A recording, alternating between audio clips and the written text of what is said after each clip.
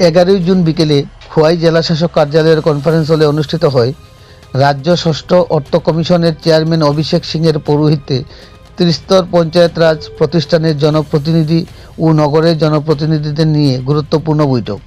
বৈঠকে উপস্থিত গ্রাম পঞ্চায়েত, পঞ্চায়েত সমিতি, জেলা পরিষদ এবং পুর এলাকার জনপ্রতিনিধিদের নিয়ে বিভিন্ন সরকারি প্রকল্পের কার্যক্রমের বিষয়ে খোঁজখবর নেন তিনি। উক্ত বৈঠকে উপস্থিত ছিলেন রাজ্য ষষ্ঠ অর্থ কমিশনের চেয়ারম্যান অভিষেক সিং, জেলা পরিষদের সভানেত্রী অপর্ণা সিংহ রায়, পঞ্চায়েত অধিকর্তা প্রসূন দে, জেলাশাসক রজত পন্ত, অতিরিক্ত জেলাশাসক অভেদানন্দ বৈদ্য সহ অন্যান্য আধিকারিকেরা। খোয়াই প্রতিনিধি রিপোর্ট, শ্যামলী ত্রিপুরা।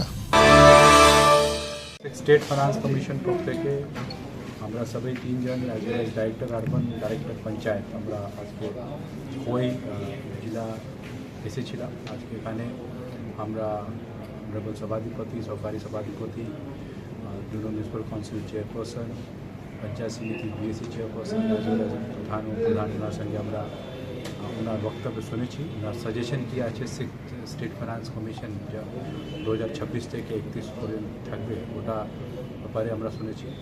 আর সভাধিপতি ম্যাডাম একটু মেমোরেন্ডাম আমরাকে দিয়েছে, অ্যাজ ওয়েল অ্যাজ ওনারা কী কী ইস্যু আছে ওটাও ওনারা সবাই জন্য আছে আমরা একটা সব নোট করেছি। এবং আমরা এইরকম প্রত্যেক ডিস্ট্রিক্টে এটা যাচ্ছি, ওখানে সবাই সঙ্গে একটু আমরা আলোচনা করছি।